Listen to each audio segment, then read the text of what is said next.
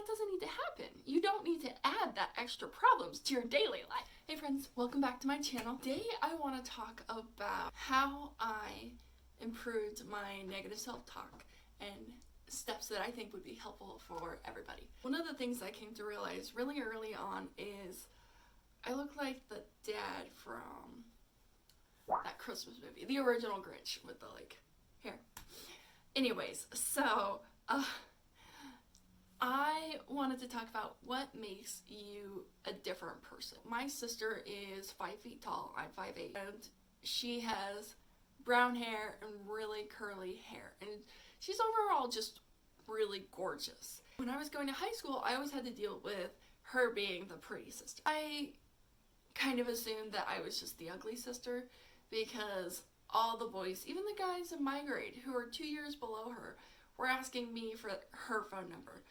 And so I just kind of was like, okay, fine. There are different styles of beauty. So my sister's got that short, petite, and just brown hair. I have the red hair, and I have the complexion of red hair.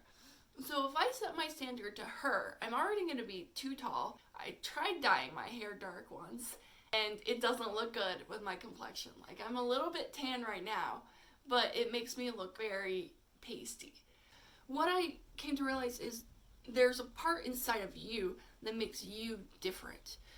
For example, if I interact with another redhead, my mannerisms, my postures, that's what makes me me, and that's what makes my beauty different. It's an invisible thing that you can't measure. And so when you're trying to compare yourself to other people, trying to dismiss what is actually special about you. And that's the first thing that I think is the most important thing. The second thing, which is a tried and true advice, and that is to not use social media as much and to not get magazines. It has Drew Barrymore on it.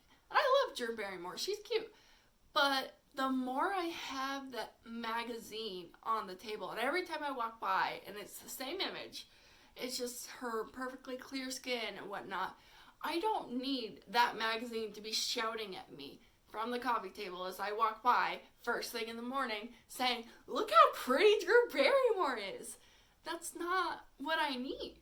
It applies for social media. And so one of the things that I figured out with Facebook or Instagram, whenever you're doing the zombie scroll, and you know that, zombie scroll.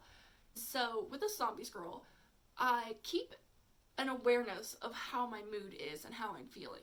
Because if I'm following someone who is super pretty and super successful and it just makes me feel really down on myself, then maybe it's time to take a break from that person's account. Same for if the person is super negative, it brings you down every time you see their post, then that's a person to take a break from. So by filtering what you take in, you're having to reduce how much garbage you're sorting through in your mind. Because as with the magazine on the coffee table, that's just shouting at you. So all of the social media that you're taking in, it rests in your mind for a little bit. As you use social media less, then you won't have to deal with so many of these battles that you don't really have to actually have. So one of my rules that I made when I want to go on social media, I will say, okay, I'm gonna go on social media, but I have to write a comment. And it can't just be a sticker or an emoji, whatever. It has to be an English level 1 to 2 sentences that someone else can reply to. So say I'm seeing that really successful and beautiful person, I can say, wow, you are doing so well. What would you say is your most prized accomplishment? Or what would you say to someone who wanted to emulate what you do? And that way it breaks you out of the zombie comparison. Because that's what ends up happening is you just scroll through and you think to yourself about how much your life isn't where you want it to be and all of this stuff, when that doesn't need to happen. You don't need to add that extra problems to your daily life. Now, the third tip is to find the thing that you love about yourself and admire it every day. Our society has trained us that being vain is bad to almost an extreme. That having any qualities that you like about yourself is vain and is not good, which I fundamentally disagree with. I think it is very important to recognize what you like about yourself. So for example, I love my eyes. They're a pretty color and they change colors with what outfit I'm wearing. So sometimes they'll match this green of this plant. It's just the deepest hunter green. And sometimes they're just hazel. But I think my eyes are truly unique and I think they're so pretty. And on top of that, I just want to look at the good things in myself. I don't want to make my day worse just by always automatically noticing the things that I don't like. For example, I do have acne. Every once in a while I get acne and I don't like it, but I also choose to focus on what I do like. And I like my eyes, I like my smile.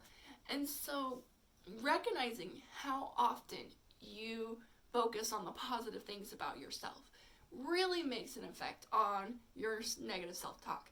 Because if you're constantly, every time you walk by a mirror, and we know there's at least one mirror in the house, or when you're taking selfies, if you're constantly looking for the negative, attacking and critiquing and tearing down mode, but if you're looking for the things that you love about yourself and the things you want to build up, then you're doing just that. You're building yourself up. And so you're building your confidence up. So when someone comes by and says something a little bit negative, like someone told me that my upper lip was thin, I was like, okay, whatever. Like, my lips are not for you. Like, it's my body. This is what I have. I can't change it for you. So it's just one of those things where you have to recognize, like, those comments aren't necessary and aren't needed. So eliminating the influences in your life that feed the information into your brain about what's pretty, what are people looking like, when in reality, like, go to the grocery store.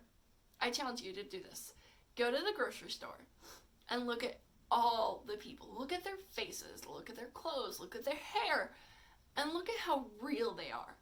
Look at how some of them you can tell that they're a mom and she has all the kids with her in the grocery store and she's having to be a human being who cares about her kids. She's not a face on a magazine. That's another shift that you can do, is realize that you are a human being. You're not an object to take a picture of. Like this plant is meant to look pretty. Once it doesn't look pretty, that means it's dead or dying and I should get rid of it. But for me, like, as I get older and as I get wrinkles, doesn't decrease my value. The thing about me is inside. It's who I am.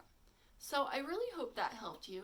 Leave some comments below if maybe that grocery store looking at real people helped to break you out of that, like, photoshopped, filtered social media stuff. So I'll see you next time.